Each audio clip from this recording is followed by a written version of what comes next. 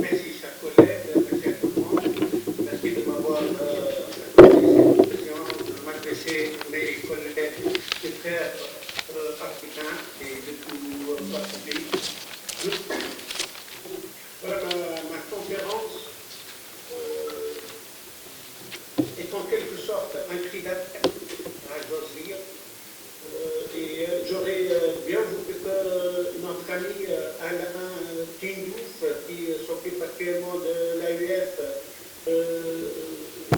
soit présent parmi nous, mais de toute façon, on a toujours eu l'occasion d'en parler, c'est-à-dire de parler des questions que je vais évoquer. Alors, sans plus tarder, j'entre directement au vif de la question. C'est un cri d'alarme parce que, je l'ai dit, sur les réseaux, le réseau NTT,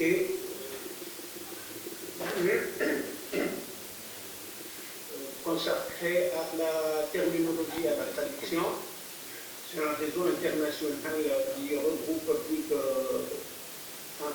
plusieurs centaines de chercheurs.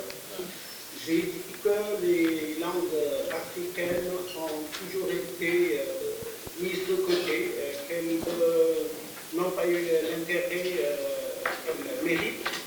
Et ce que je dis, je ne le dis pas par complaisance ni par compassion, loin de là, car je me rappelle encore que j'ai fait mes débuts en assistant à l'université de Nouakchott, comme assistant, et j'ai eu comme étudiants des Africains, du Sénégal, du Mali, de plusieurs autres pays.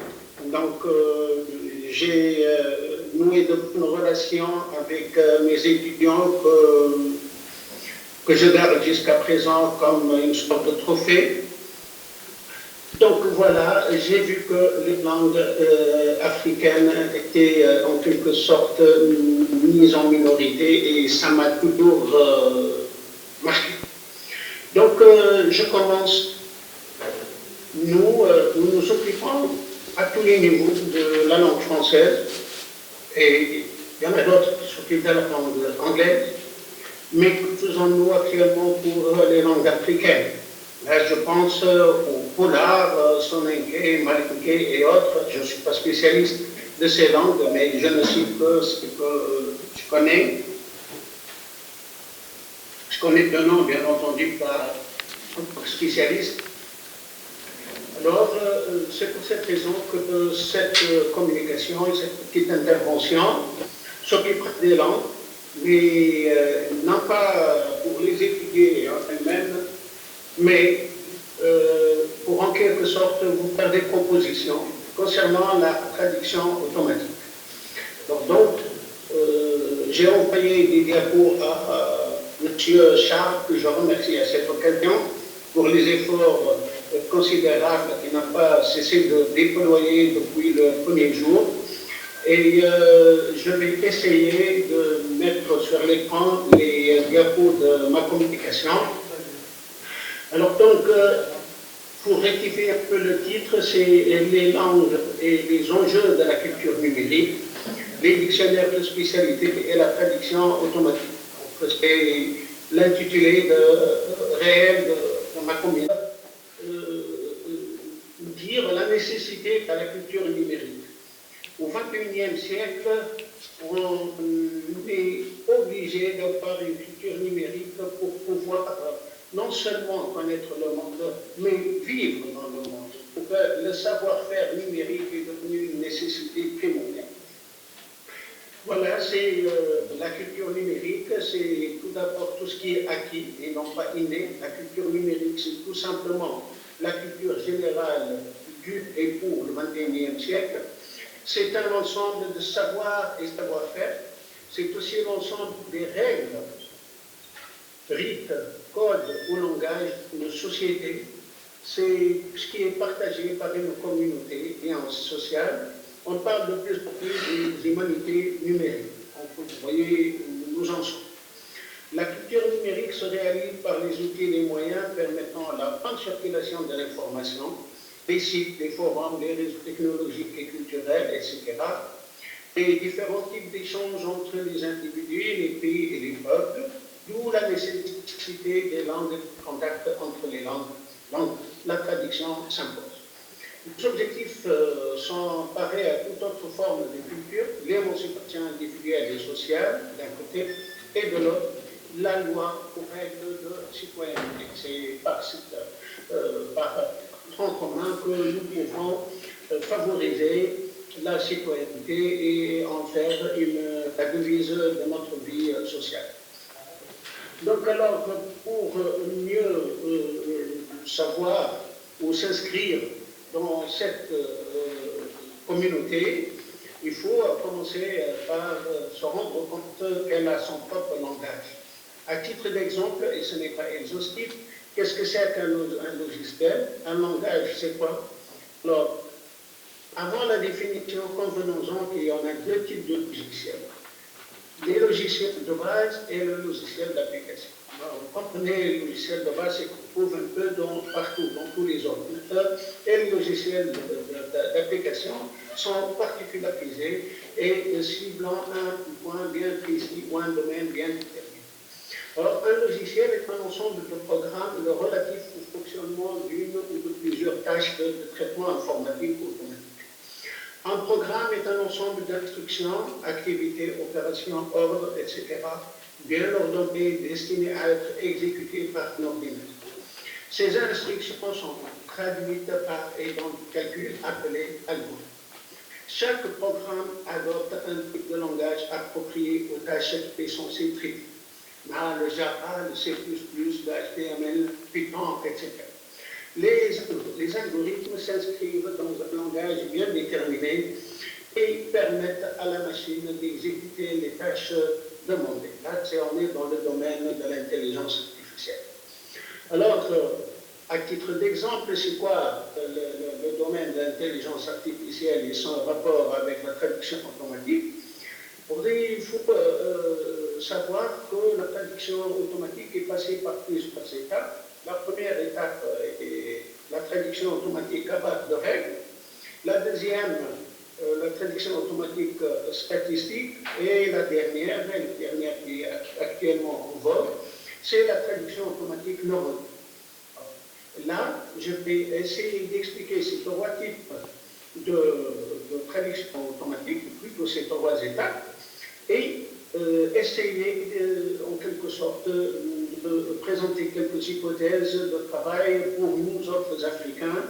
Et bien entendu, j'aimerais bien entendre votre feedback après. Alors, pour l'intelligence automatique à base de règles, il s'agit de chercher les différentes règles constituant les bases d'une langue. Or, ces différentes règles, on les rassemble à partir de textes, à partir d'emplois et même à partir de livres de grammaire ou de langue. On rassemble ces règles, on les formalise et on les met à l'entrée d'un moteur de recherche, d'un moteur de traduction automatique. C'est par l'intermédiaire de ces règles que la traduction se fait et filtre le résultat. Donc les résultats sont filtrés à la lumière de ces règles de base. Voilà. Donc c'est la première étape. Et pour ce faire, on est obligé de rassembler des textes, par exemple en français, et des textes en soninké. Écoutez, j'inscris. Qui parmi vous parle de soninké, mais je prends un exemple comme ça au hasard. Et on essaie de montrer que pour telle règle en langue française, pour telle règle en langue, j'ose dire soninké, je ne sais pas si ça marche ou non, mais voilà. Et donc, la correspondance se fait par des flèches. Donc, imaginez une sorte de bijection entre ensemble A concernant les règles de la langue française et ensemble B concernant les règles de la langue soninké. Donc, vous voyez, c'est de cette manière qu'on peut passer d'un texte à l'autre et d'une langue à l'autre, et ces règles-là assurent le passage. Mais ce premier modèle, ça va rapidement abandonné parce que c'est d'abord un modèle tout coûteux, ça nécessite beaucoup de recherche, beaucoup de formalisation et surtout, quelles que soient les activités entamées, il ne peut en aucun cas couvrir l'ensemble des données réelles. Donc ce modèle a été excellent. Donc pour la traduction automatique statistique, c'est le deuxième modèle. Alors là, c'est un modèle beaucoup plus performant parce qu'il s'est développé à partir des années 90, je crois, alors que les ordinateurs ont commencé à avoir une base de données beaucoup plus large avec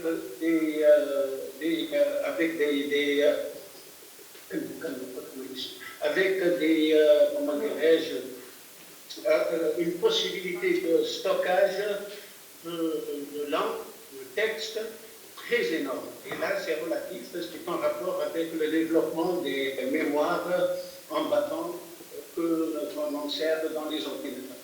Donc voilà, c'est par cette méthode qu'on a commencé à stocker un plus grand nombre de textes, par exemple en français, et de l'autre côté, un plus grand nombre de textes en langue anglaise, par exemple, et l'ordinateur a bien entendu l'ensemble de règles en tête, c'est-à-dire en mémoire, et il peut assurer le passage en fonction des fréquences, en fonction du nombre d'occurrences d'une langue à une autre. Si par exemple telle structure bénéficie de 80% d'occurrences devant telle autre qui ne bénéficie que de 40%, alors l'ordinateur opte pour la première et cherche son équivalent exact dans l'autre langue et établit la bijection et on passe automatiquement de la langue A à la langue B sans aucun problème.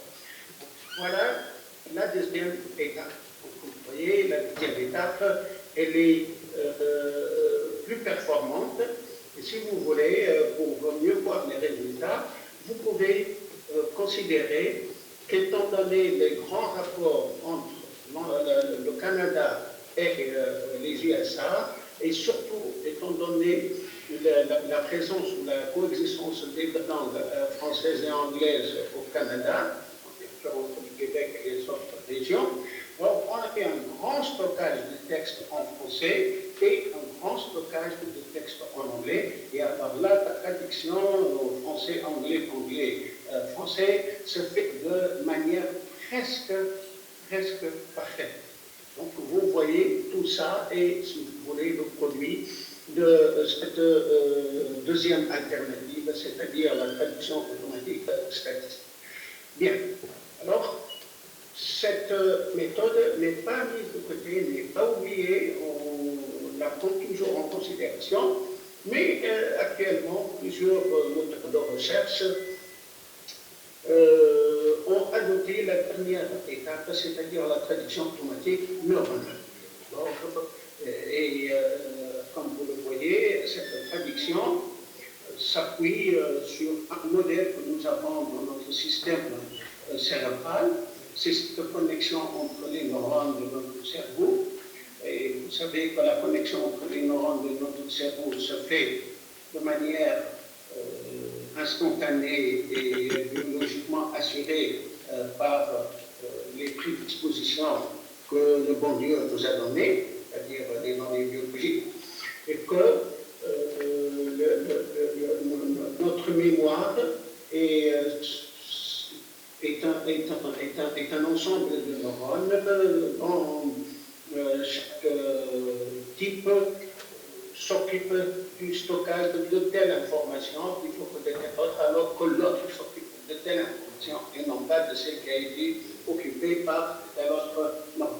Donc vous voyez, les neurones se partagent la tâche de stockage et la connexion se fait par les synapses et les axones, et je vous donnerai à la fin le modèle Alors sur ce modèle, les informaticiens ont tissé cette troisième étape pour la traduction automatique neuronale.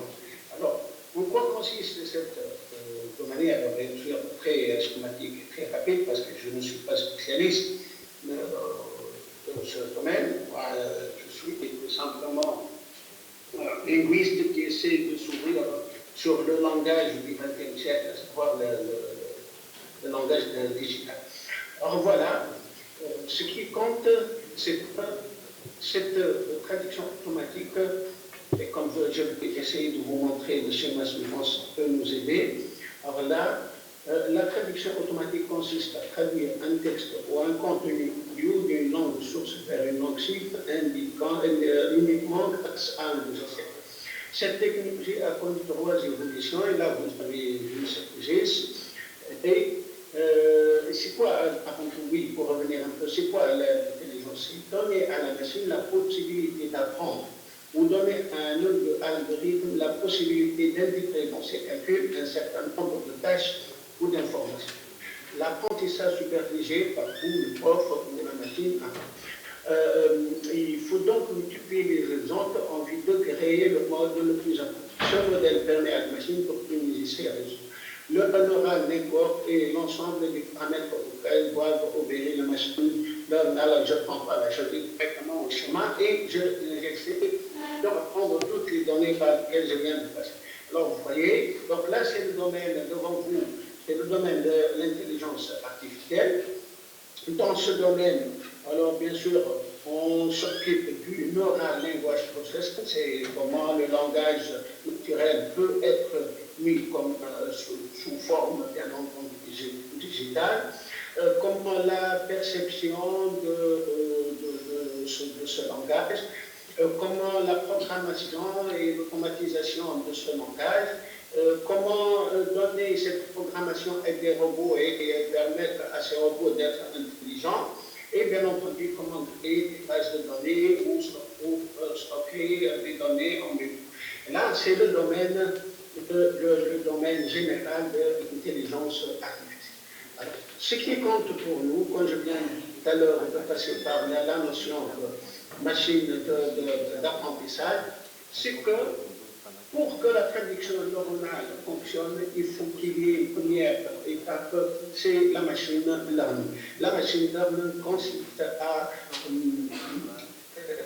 ce qu'on donne à un logiciel ou à un moteur de traduction, n'importe, la possibilité d'apprendre un ensemble de cas. C'est-à-dire qu'en multipliant les cas, le modèle s'élargit davantage. Plus on multiplie les cas, plus le modèle s'élargit. Et donc la machine apprend, et bien entendu, c'est l'homme qui doit jouer le rôle du professeur, parce que la machine sans l'homme n'a aucune valeur. Donc, à tout moment-là, la machine va avoir en mémoire un ensemble d'informations qui ont été sélectionnées, en plus de l'ensemble des textes stockés dans la mémoire de ces textes. Donc, vous voyez, il y a l'apprentissage, il y a de l'autre côté ce qu'on a en mémoire. Et cela permet ou facilite en quelque sorte la traduction. Mais comment opère ce phénomène? Parce qu'il faut quand même avoir une idée là-dessus, comment se comporte la machine, qu'est-ce qu'elle fait. Alors, là, la machine prend les règles, elle les stocke et elle sélectionne parmi les textes dont elle dispose les lieux où les règles existent et se trouvent. Et à partir de ce stockage, la machine tire des conclusions qui lui semblent les plus probantes. Ensuite, elle revient pour revisiter tous les cas de figure qu'elle avait en mémoire et rectifier le tir. Si ce qu'elle a décidé de prendre comme résultat permet de vérifier tous les cas de figure dont elle dispose en mémoire, alors elle stoppe la règle et la considère comme une règle inaliénable. Dans le cas opposé, dans le cas contraire, c'est-à-dire dans le cas où tous les cas ne seraient pas vérifiés, la machine est obligée d'être alimentée encore et encore par d'autres exemples pour mieux couvrir l'ensemble des cas existants dans sa mémoire.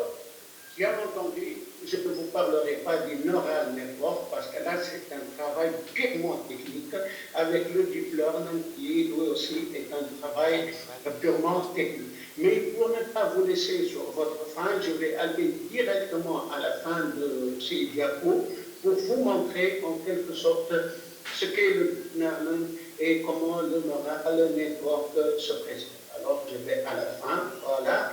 Là, c'est l'analogie du domaine de l'intelligence artificielle, c'est-à-dire de la prédiction neuronale. Alors là, voilà, nous sommes dans le deep learning et vous voyez ce schéma que vous trouvez un peu partout sur le web. Vous voyez, là, c'est l'entrée, ce qu'on a X1, X2, ce sont l'entrée des données. Ces entrées, ces données passeront par une première étape que vous voyez ici, cette première étape, où elles seront traitées et ensuite entreront en correspondance avec d'autres données dans une deuxième étape et également la même chose dans une troisième étape. Et vers la fin, on a une seule décision, une seule donnée qui sort, c'est la règle dont je viens de parler. Ça, c'est le deep learning. Alors, après, quand la dernière donnée est déduite, en quelque sorte, il y a la vérification à ce niveau-là. Et cette première vérification, c'est pas une vérification, c'est tout simplement une décision. C'est-à-dire, c'est le fait de dire, voilà, ça, c'est la conclusion. Après, on va vérifier cette décision. On revient à la première boucle, ensuite on revient à la deuxième boucle, et à la troisième, et à la quatrième boucle, pour vérifier que la décision fonctionne à toutes les étapes et à tous les niveaux. Si ça marche, la décision est OK. Si ça ne marche pas, il faut rechercher d'autres données pour mieux expliciter, pour mieux, disons, conforter le résultat. Alors voilà, à partir de ce que je viens de dire, maintenant, de vous présenter, je vais aller à la question fondamentale qui m'intéresse, c'est-à-dire au vif du problème. Voilà. Et là, je n'ai plus de schéma à vous présenter, je vais parler oralement. Donc, ce qui compte pour nous actuellement africains, et là, vous savez que la Tunisie se considère avant tout un pays africain, bien que tout le monde fasse des efforts pour nous arracher de notre, enfin tout le monde, c'est-à-dire de l'Occident, pour nous arracher à notre africanité, mais heureusement, nous resterons toujours africains et l'Afrique passe avant tout pour nous. Et nous sommes actuellement plus que jamais africains et plus qu'à n'importe quel autre moment de notre histoire. Donc alors, ce qui compte pour nous pour le moment, c'est de commencer par la première étape, c'est-à-dire commencer à sélectionner les règles de nos langues africaines. Et quand je dis Snunké, Poulard, Maniké, c'est que le langue que je connais, donc toutes les langues, tout en essayant même d'associer les variantes, parce qu'il y a les variantes létales. Quelle structure existe, par exemple, dans le poulard de je ne sais quelle région, alors que pour le poulard d'une région qui est à 50 ou 60 km, il y a une variante. Donc cette variante doit également être incluse dans les données de base linguistique. Et je pense que mes collègues linguistes ont déjà fait ce travail, ils ont déjà une base de données en règle de toutes les langues africaines qui permettent de passer à la deuxième étape, c'est-à-dire le stockage de ces règles des bases de données ou un moteur de traduction automatique. Donc ça, cette première étape est vraiment gigantesque parce que nous avons plusieurs langues africaines et nous avons plusieurs variantes également de langue. Donc là, cette première étape est fondamentale parce qu'on ne peut absolument rien faire en dehors de cette étape. Bien sûr, nous devons essayer d'établir des ponts entre les règles en langue africaine et les règles dans les autres langues, c'est-à-dire surtout l'anglais et le français, pour pouvoir passer automatiquement vers les autres langues. Donc ça, c'est notre première étape.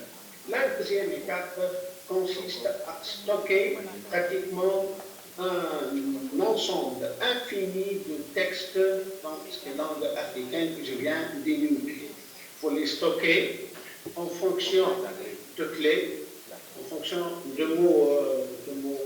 mots-clés et suivant la technique de l'hypertexte, c'est-à-dire vous passez d'un ensemble de mots qui seront rassemblés à un niveau supérieur en 3 ou 4 mots, qui seront plus tard rassemblés aux dernières étapes, c'est-à-dire au sommet de la hiérarchie, par un seul mot. Comme par exemple, quand vous entrez sur le Google et vous mettez architecture, donc vous avez un ensemble de textes variés, mais là c'est la technique de l'hypertexte qui va en descendant jusqu'à chercher toutes les variantes concernant le mot architecture.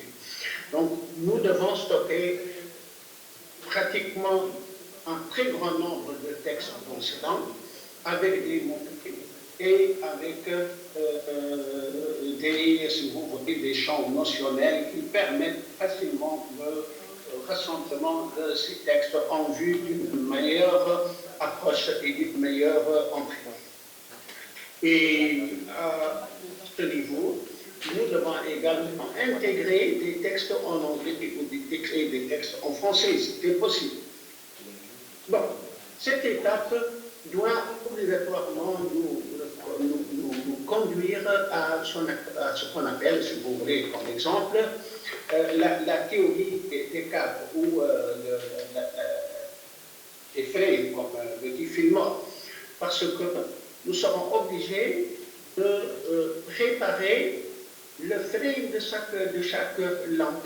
Nous avons actuellement English frame net, French frame net, Arabic frame net, et est-ce qu'on a, je ne sais pas, mais je pose la question, est-ce qu'on a Polar frame net, Soninke frame net, etc. Donc là, c'est un travail à faire et c'est un travail d'informaticien et de linguiste. Et actuellement, les linguistes et les informaticiens travaillent ensemble. Et ni l'un ni l'autre ne peuvent faire le travail tout seul. Donc, après cette étape, on peut passer à la dernière étape, c'est-à-dire l'étape des traductions sur la base de statistiques.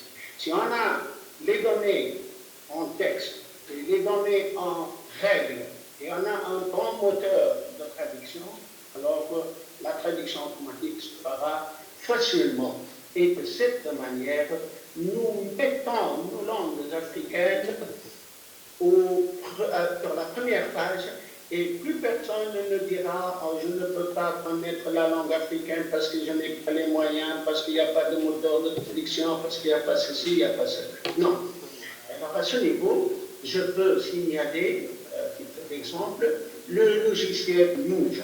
Le logiciel Nouge qui a été fondé et créé par le professeur Max Zubestin, qui est de France, un ami, que j'ai reçu ici à plusieurs reprises, c'est à Sfax, qui a fait pas mal de conférences.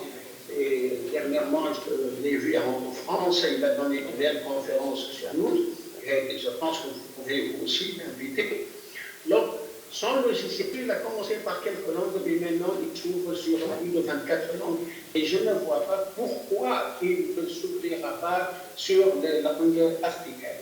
Donc, voilà, c'est de cette manière que les langues africaines gagneront, si vous voulez, en modernité, seront représentées sur le plan digital et entreront en interaction avec les langues internationales et pourquoi pas rivaliser avec ces langues sur le plan de la présentation en description, technicité et modernité.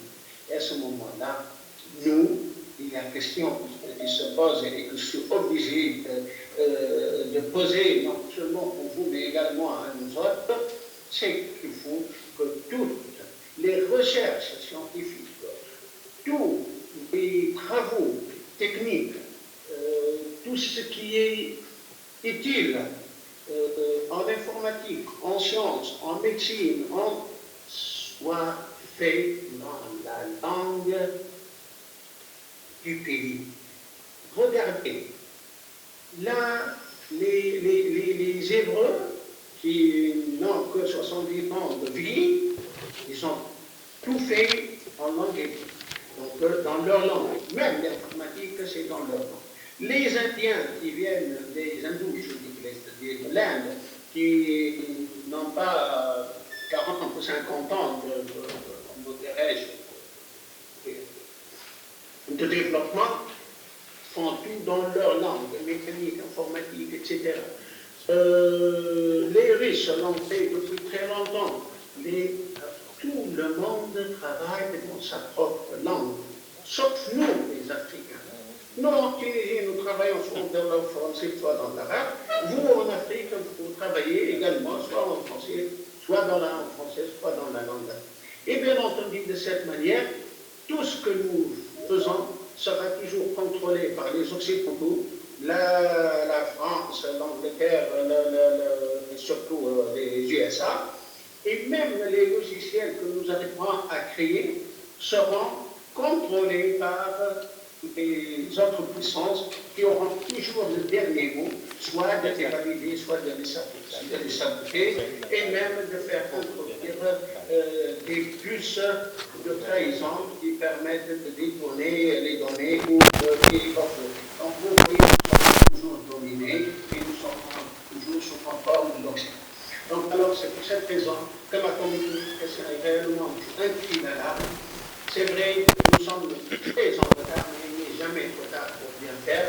Et nous devons commencer par nous mettre au diapason de la modernité en commençant par donner à nos langues la valeur et la dignité qu'elles requièrent et qu'elles méritent. Et je vous remercie.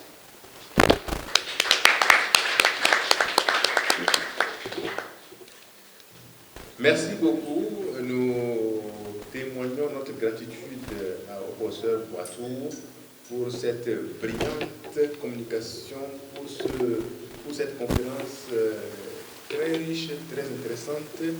Le professeur Boitour lance un cri d'alarme à l'endroit des chercheurs africains, à l'endroit des pays africains. Tout le monde travaille dans sa propre langue, sauf nous, les Africains. Qu'est-ce que nous attendons? Qu'est-ce que nous attendons? Nous avons alors du pain sur la planche. Alors, nous allons tout de suite ouvrir le débat. Le professeur est encore en ligne pour que des questions lui soient posées et que, disons, la conférence soit suffisamment animée. Je voudrais encore une fois témoigner ma gratitude au professeur Mohamed Boitour qui nous a édifiés sur l'intelligence artificielle et le traitement automatique des langues. Le débat est ouvert. Nous allons enregistrer les interventions, s'il vous plaît. Alors, le professeur Isiaka Balo, monsieur docteur Kilongozi Jean,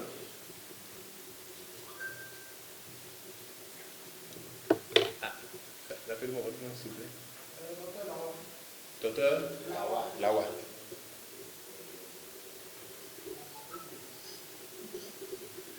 Docteur Lawa. Oui, pardon.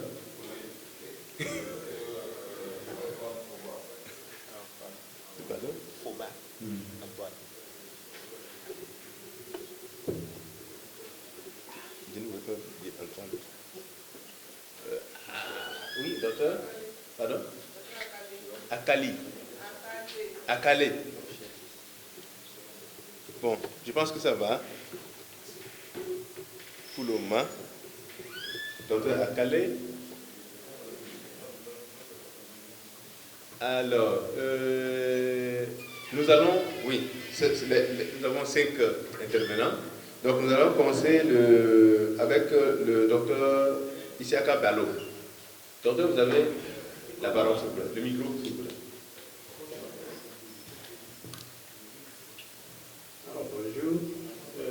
Merci à monsieur le conférencier, le professeur Boitour. Je suis ravi de faire votre connaissance. Maintenant, par rapport à la place réservée aux langues africaines sur la toile mondiale, je crois que il y a plusieurs universités qui travaillent sur les projets déjà. Au Mali, d'où moi je suis, il y a les langues mandées. Aujourd'hui, depuis 2022, déjà 2021, on a eu ce qu'on appelle un projet de la part de Robo Mali. Robo Mali, c'est une association robotique. Alors, que j'ai initié, pas les Robo Mali, mais j'ai initié avec eux la prise en compte du Bamanakan, qui est le Bambara, que vous connaissez tous, dans l'IA, surtout dans la traduction automatique de Google Translate. Donc, c'est en mars 2021 qu'on a commencé le projet, mais déjà en février, je veux dire, en mai 2022, le projet était fini. Mais il se base sur quoi?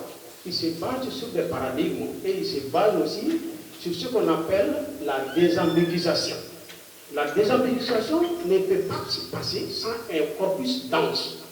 Une représentativité d'un corpus. La représentativité du corpus mis en place dépend de ce qu'on appelle les chercheurs qui travaillent sur les langues. Ils doivent produire des textes dans tous les registres, que ce soit mathématique, que ce soit physique, que ce soit biologique, que ce soit littérature.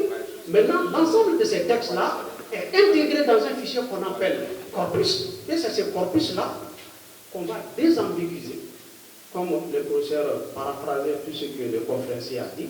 Donc, on va essayer de désambiguiser la langue d'abord et mettre en parallèle avec l'autre langue. Pour le Mali, en Bambara, on a commencé avec 5000 paires de phrases d'abord. 5000 paires de phrases.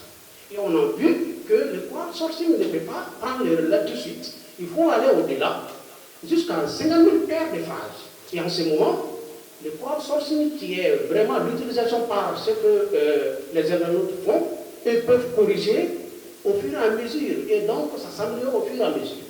Et dès qu'on a atteint les 50 000 paires de phrases en 2022, ils ont mis sur la toile, d'où aujourd'hui les Bambara figurent parmi les langues de Google Translate. Et cette année encore mieux, ils ont ajouté 100 et quelques langues, dont 31 langues africaines, dont les Baoulés. Mais c'est toujours comment on appelle ça, au bas d'échelle, parce que nous-mêmes, on n'a pas assez de corpus pour alimenter ce qu'on appelle l'IA, le modèle IA qui se trouve là-dedans, derrière. Donc, il y a une pile de cœur qui est là, derrière. Nous, les universitaires, on ne peut pas mettre nos 2 pieds là-dedans. On met tout simplement un pied là-dedans et l'autre pied là, on est toujours sur ça. Là, ça ne marche pas. Il faut qu'on parte en avance. Réunir les corpus représentatifs. Il ne faut pas que, même que ces conférences-là devraient se tenir quelque part, dans nos langues, quelque part, qu'il y ait traduction physique entre nous. Donc, moi, je pense, aujourd'hui, le professeur Boitour, ce qu'il a dit, dans le monde, tout le monde travaille avec ces langues. Ce n'est pas les Français qui sont partis travailler avec vos langues là. Mais il ne faut pas nous dire aussi les Français. Nous, on va prendre notre avenir en main et on doit travailler nos langues. Nos langues sont travaillées jusqu'à une étape donnée. Maintenant, le reste, on sait. L'IA n'attend pas. Et si l'IA n'attend pas, allons-y avec les corpus désambiguisés pour nos langues pour que ça marche. Merci beaucoup. Merci infiniment, monsieur le professeur Mohamed Boitour, pour votre brillant exposé. Nous avons beaucoup appris.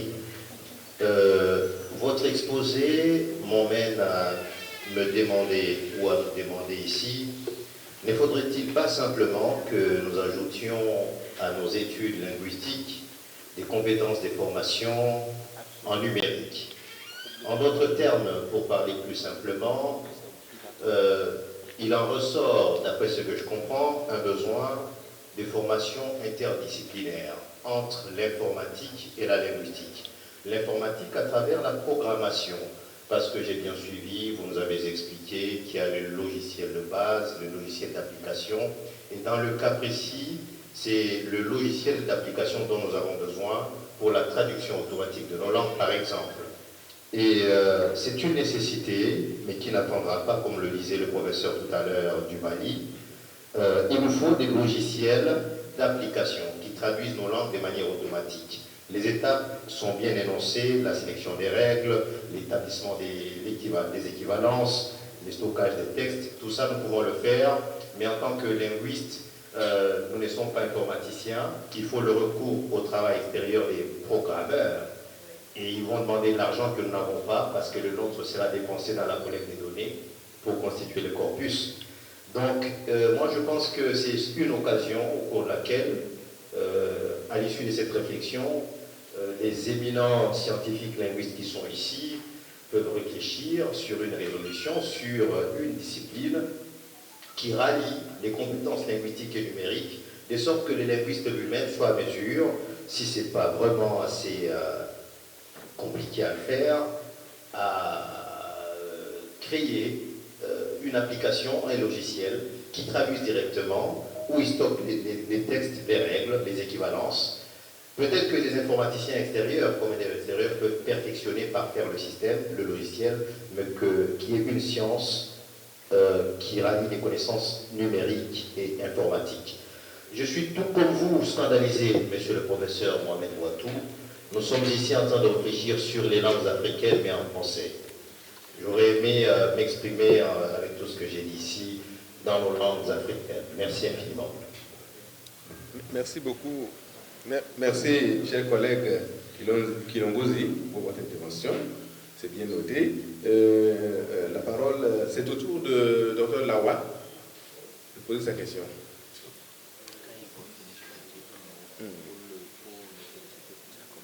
Alors, je suis Dr Lawa.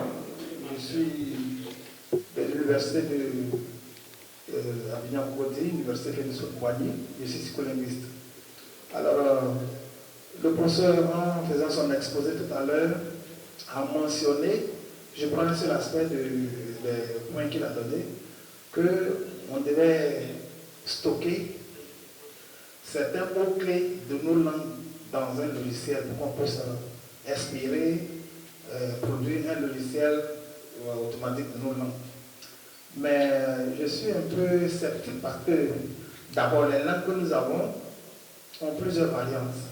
Et aujourd'hui, nous constatons que nos langues sont phagocytées par d'autres langues. Donc, nos langues, à un moment donné, elles ne pourront même plus exister. Alors, je souhaiterais qu'il nous propose une autre méthode qui peut nous permettre de récupérer d'abord nos langues. Voilà, parce que moi j'ai fait ma vie au village, mais aucun de mes enfants aujourd'hui ne comprend pas le petit que je parle. Bon, à lui, qui est né à Abidjan ici, qui parle français, parce qu'on nous a demandé de parler français pour pouvoir travailler. Voilà la première question. Pourquoi nous abandonnons nos langues? C'est pour qu'on puisse avoir du travail. Ça, c'est la première question que nous nous posons. Maintenant, quand les Français se plaignent que nos langues sont en voie de disparition, quelle est notre stratégie qu'ils vont proposer pour qu'on puisse récupérer nos langues? Pour qu'on puisse travailler avec nos langues, dans nos langues? C'est la question que je voulais poser. Je vous remercie. Merci beaucoup, Dr Lawa. Votre question est bien notée. Nous allons en débattre tout à l'heure. Je voudrais passer rapidement la parole à mon cher ami Antoine. D'accord, merci professeur. Je suis docteur Antoine Foba, maître de conférence au département des sciences du langage, l'Université Félix Houphouët-Boigny. Alors, je voudrais dire un grand merci au professeur Mohamed Ouattou pour sa brillante communication. Je crois que ce matin, j'ai appris beaucoup de choses en rapport avec l'intelligence artificielle aussi. Mais parce que je m'intéresse aussi à la numérisation des langues. Et il a dit beaucoup de choses assez intéressantes.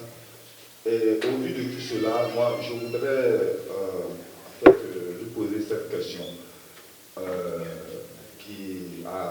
qui met sur un même pied d'égalité la traduction automatique et l'intelligence artificielle. Jusqu'ici, nous, on connaît bien les activités de la traduction automatique, et puis ces dernières années, l'intelligence artificielle est en train de gagner du terrain. Et il a bien parlé même de l'IA dans sa communication. Il a même dit que la traduction automatique aujourd'hui a atteint un stade qui est le stade neuronal, donc de l'intelligence. Je voudrais demander au professeur, maintenant, là où nous sommes à ce stade-là, où s'arrêtent les activités, où commencent et s'arrêtent les activités de la traduction automatique et où commence celle de l'intelligence artificielle en tant que telle. Bon, si cette question est posée, je voudrais profiter du micro pour en même temps poser un autre problème qui est le rapport de l'homme à la machine. Parce que jusqu'ici, nous avons des ordinateurs, d'autres types d'appareils, mais c'est nous, en tant qu'humains, qui détenons cette capacité de manœuvrer, d'utiliser ces machines, ces appareils à notre guise, donnant des orientations à la machine, suivant, donc, comme il a dit, des programmes rangés dans des logiciels, et la machine exécute des tâches pour nous les donner. Mais nous demeurons maîtres de tout ce que nous faisons comme activité. Avec l'intelligence artificielle, c'est tout autre chose. La machine aujourd'hui est capable de se programmer, de se reprogrammer. Et tout ce que nous lui donnons comme information, pour ceux qui utilisent déjà l'IA, vous savez, tout ce que vous confiez comme information, donc donnez à la machine utilise toi tes connaissances pour se perfectionner. Elle ne te donne pas, mais elle utilise les connaissances que tu lui donnes pour se perfectionner. Et l'IA nous dit que la machine est en train de devenir autonome. Tout ce qui nous reste, nous humains, c'est notre capacité de réfléchir et de donner des ordres à la machine. Mais si la machine est en train de s'accaparer de cette faculté, cette aptitude à réfléchir, à être autonome, or l'IA repose essentiellement sur les données. Mais il se trouve que en tenant compte de cette matière première, la machine est 10 000 fois en avance sur nous, les humains. Parce qu'elle centralise toutes les informations au niveau mondial. Et en une tiercée de seconde, elle réagit. Ce que nous, humains, nous ne pouvons pas faire.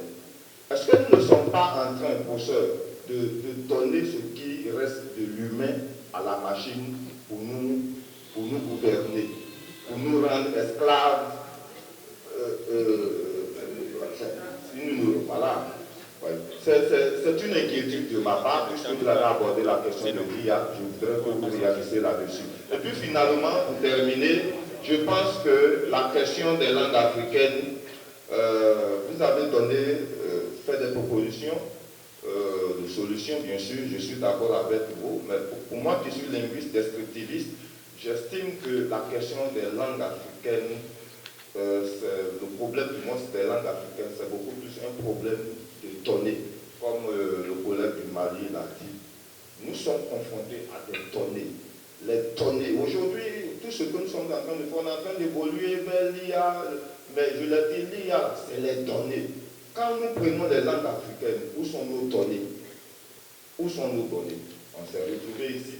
Même dans nos universités, dans nos centres de recherche, chaque enseignant-chercheur, chaque chercheur fait des recherches, mais ces données restent à son seul niveau. On garde ça comme caca de chat. Chacun protège sa chose. Quand il meurt avec ça, ses parents jettent. Où sont les données des langues africaines? Tout ce que nous faisons comme activité reste dans nos tiroirs. On n'a pas aujourd'hui, à l'aide du numérique, des centres d'informatisation de nos données linguistiques. Nos universités n'en ont pas. Moi, l'université Félix Houphouët-Boigny, j'essaie de faire un peu de démarche sur la question, mais c'est le dernier des soucis de mes patrons. Ils ne savent même pas, enfin, tu expliques, ils ne comprennent même pas, tu viens d'ailleurs, toi. Mais il faut les donner. Et aujourd'hui, c'est ce que les Blancs te tiennent. Et ils travaillent là-dessus. Tout ce qu'ils viennent ici, ils collectent les informations, ils envoient chez eux. Ils te tiennent les données sur nos langues que nous-mêmes nous n'avons pas. Mais l'IA va nous mettre en retard. On était déjà en retard avec la révolution industrielle. Mais avec l'IA, c'est même plus de retard, on est mort même.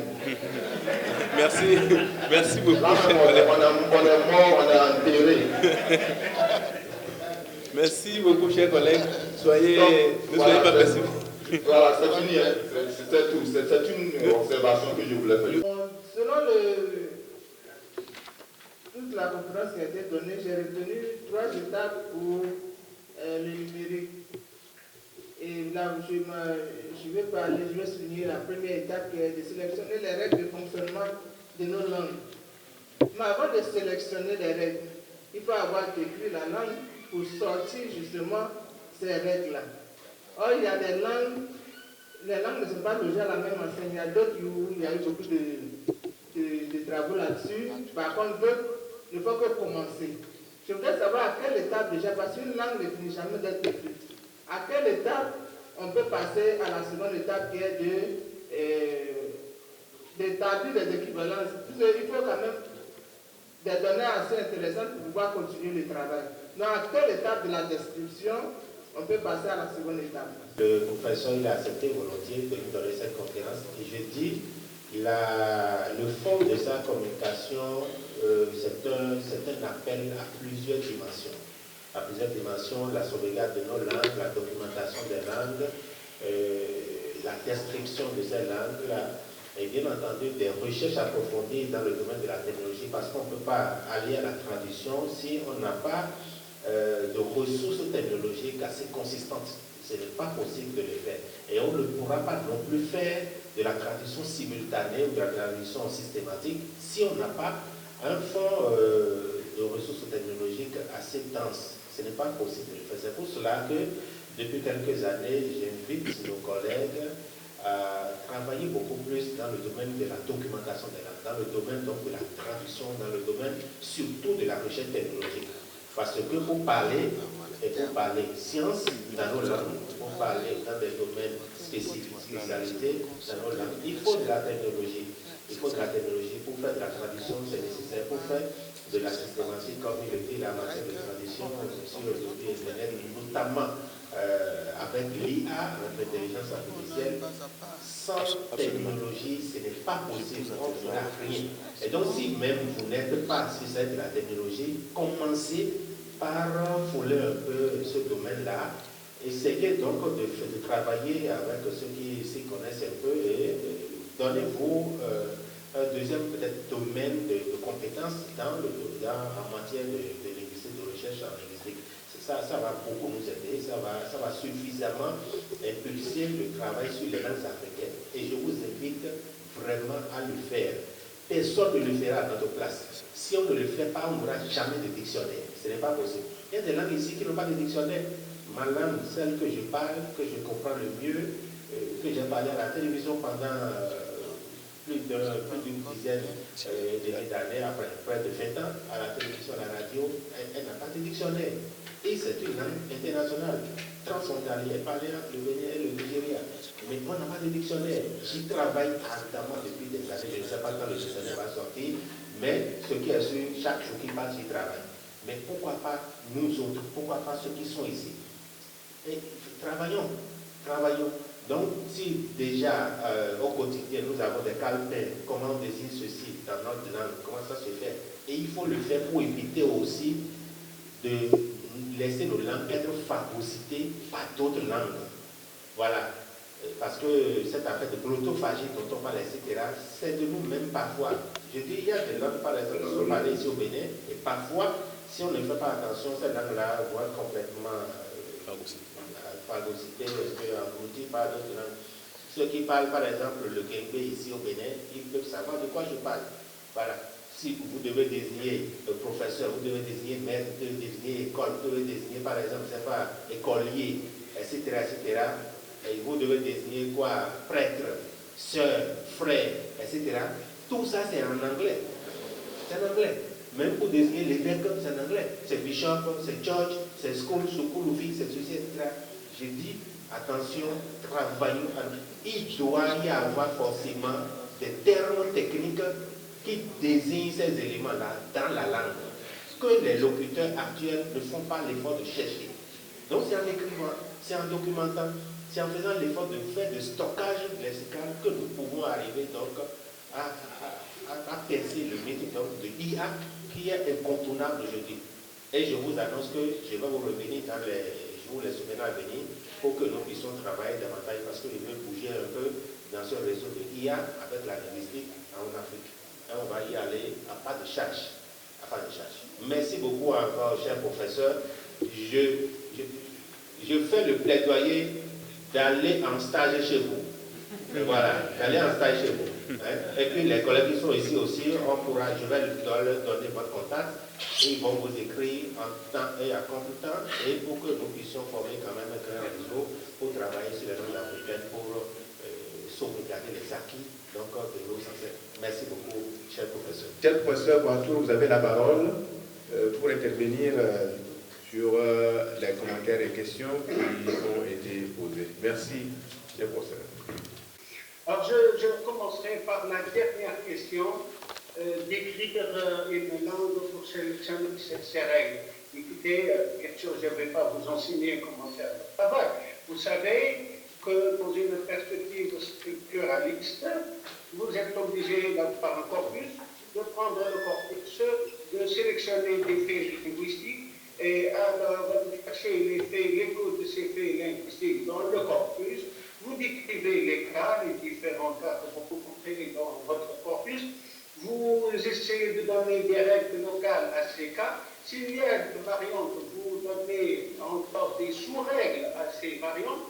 Et bien entendu, à partir des règles locales, vous êtes obligé de passer par le biais de l'induction, et pas de la déduction, de l'induction, parce qu'on est dans une perspective structuraliste, à la dernière étape, c'est-à-dire la sélection d'une règle générale qui essaierait de couvrir l'ensemble des... mais qui n'arrivera jamais.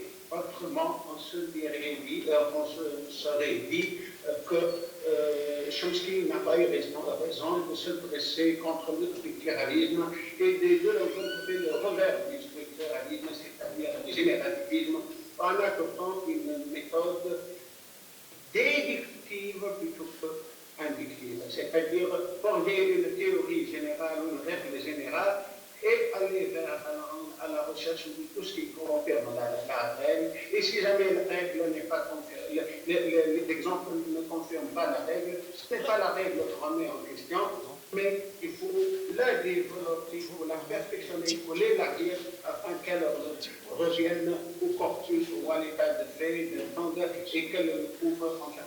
Donc voilà, ça c'est un travail de linguiste que nous autres linguistes sommes censés connaître. Donc, ce n'est pas l'occasion, je n'ai pas le temps de vous dire ça, mais voilà que je le fais pour vous. Je passe maintenant au problème posé par la polysémie, l'ambiguïté et tout ça. Bien entendu, dans chaque langue, il y a l'ambiguïté et la polysémie, ce n'est pas seulement des langues dans les langues africaines, non, mais dans le français, l'anglais, l'allemand, n'importe quelle langue, il y a des ambiguïtés. Mais ils parviennent à trouver des solutions en multipliant les dictionnaires numériques. C'est ce que nous devons faire également pour les langues africaines.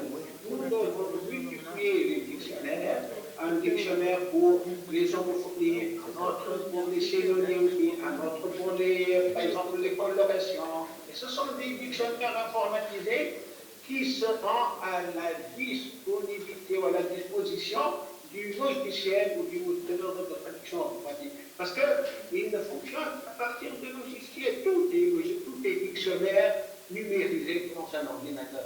L'ordinateur, vous pouvez voir l'exemple de vos synonymes quand vous travaillez sur Word, vous cliquez sur synonyme, vous avez une liste de mots. Ça, c'est un dictionnaire. Donc, vous voyez, on ne peut pas fonctionner sans dictionnaire, et des dictionnaires ciblant des points bien précis et des objectifs bien précis.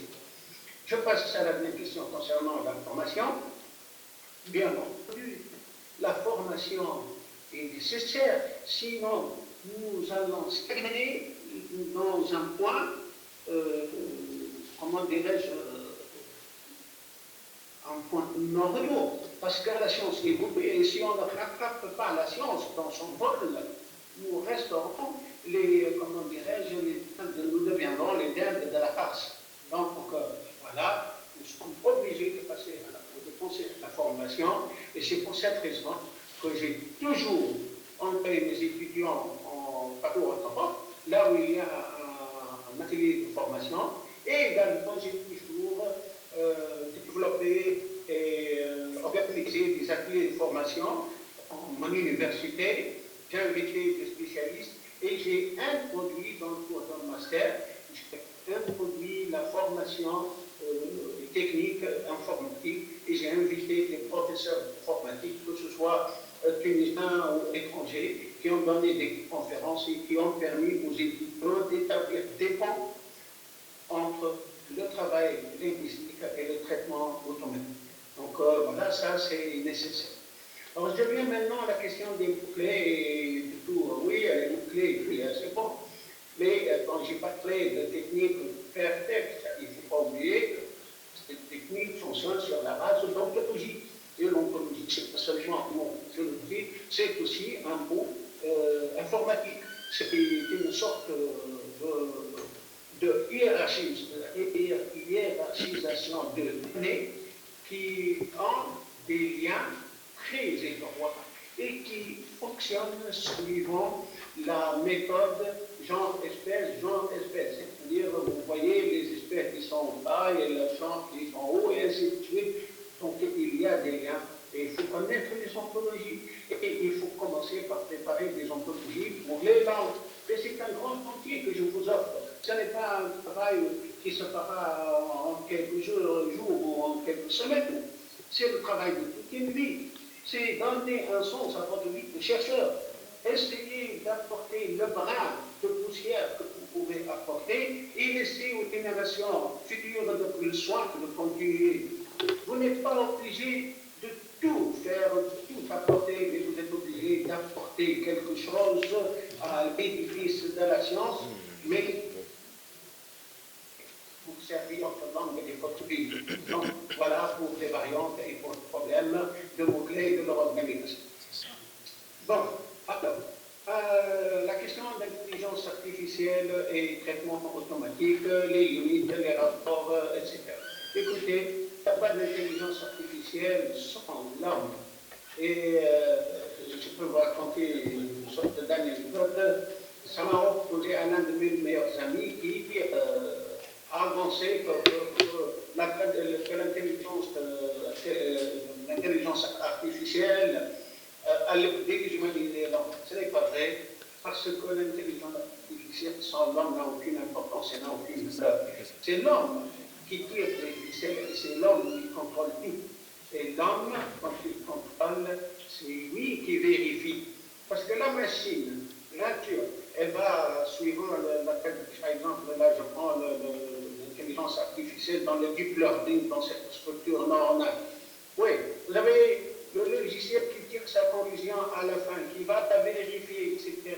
Mais vous, en tant qu'être humain, vous pouvez ne pas être d'accord avec le résultat, car vous avez trouvé dans vos travaux, dans vos recherches, un ou deux ou trois résultats qui ne correspondent pas exactement à la décision de la machine. Donc, vous êtes obligé de revenir à l'étape initiale qui consiste à alimenter la machine par de nouvelles données, c'est-à-dire que vous allez vous mettre à l'étape de l'apprentissage, ce qu'on appelle le machine learning. Vous allez donner à la machine les informations nouvelles que vous avez. Et là, vous voyez, vous contrôlez tout. Donc, pourquoi dire que la machine pourrait finir par nous contrôler? Non, ce n'est pas vrai. Nous serons toujours les maîtres de l'univers à condition que nous voulions rester les maîtres. Si parmi nous, il y a quelques-uns qui voudraient bien se prélasser dans cette voie et laisser la machine travailler à la place, ça c'est autre. Là, je ne le souhaite pas pour mes amis. Alors, donc ça concernant les limites entre l'homme et la machine, et la traduction, les limites entre traduction artificielle et traduction l'intelligence artificielle. La traduction automatique, la traduction neuronale fait partie des champs de l'intelligence artificielle. Elle n'a absolument aucune existence particulière. Elle fait partie du domaine que l'intelligence artificielle peut traiter, peut développer, peut modifier ou saboter dans le cas échéant. Donc, la question, si vous voulez, consiste à dire que l'intelligence artificielle s'occupe de la traduction automatique normale ou la développer davantage parce que l'intelligence artificielle se développe de jour en jour et chaque évolution de l'intelligence artificielle doit avoir une répercussion sur le développement de la traduction normale. Alors, les données, comment faire pour les données? Écoutez, les données, ça ne va pas tomber du ciel, mon cher ami. Les données, nous sommes obligés de les chercher, d'aller les trouver. Et à titre d'exemple, vous ne pourrez pas avoir de données si vous ne commencez pas à stocker un grand nombre de textes dans la mémoire de votre ordinateur. Vous stockez. Par exemple, moi, je vous dis ça, et je le dis comme ça au passage, j'ai été obligé d'envoyer un chercheur en France pour, enfin, je ne dis pas pirater, mais de toute façon, déployer tous ses efforts pour apporter une base de données. Et il nous a apporté une base de données qui contient des milliers d'ouvrages en français. C'est à partir de cette base de données que nous avons commencé à faire nos travaux. Et cette base de données nous a servi de point de départ, mais elle n'était pas suffisante. Il fallait l'alimenter du jour en jour. Donc, on a essayé de faire ça. Et la base de données, que faut-il faire pour la rendre utile? Il faut avoir un moteur de recherche. Et je vous donne un titre d'exemple. Vous connaissez Entran, vous pouvez le voir, il est téléchargeable gratuitement sur le web. Alors, vous allez à Entran, vous lui donnez votre base de données et vous lui demandez d'extraire tel mot, telle structure, etc. Et le logiciel se met à extraire les données et vous présente un corpus homogène concernant le fait que vous avez sélectionné et que vous lui avez. Donc, les bases de données et les logiciels, l'alimentation des bases de données, ça c'est un tout. Vous ne pouvez pas prendre l'une en dehors de l'autre ou l'une dans son sens en dehors de l'autre. Donc, voilà, je pense, là, toutes les questions qu'on m'avez posées. Et je termine sur les remerciements. Je suis vraiment heureux et très heureux d'avoir fait votre connaissance, à commencer par la connaissance de M. Charles, que je considère d'ores et déjà comme un ami, qui a tenu à ce que je sois présent dans cette conférence et combien j'en suis heureux et vraiment très heureux. Et je vous remercie d'avoir bien accueilli ma communication, d'avoir eu toutes ces réactions très intéressantes, les unes aussi intéressantes que les autres. Et j'espère que l'Afrique sera un jour développée, et plus que développée, elle brillera de tous les feux qu'elle mérite, parce qu'à un certain moment, n'oubliez pas qu'en Afrique, on a une grande civilisation, et j'en connais le Mali, avec la civilisation qu'il avait, avec le rayonnement de la ville de Tombouctou. Donc, là, j'espère que l'Afrique mérite ou pas accédera à la place qu'elle mérite sur l'échiquier international et qu'elle proposera ses langues à toute science, y compris la médecine informatique et je vous remercie.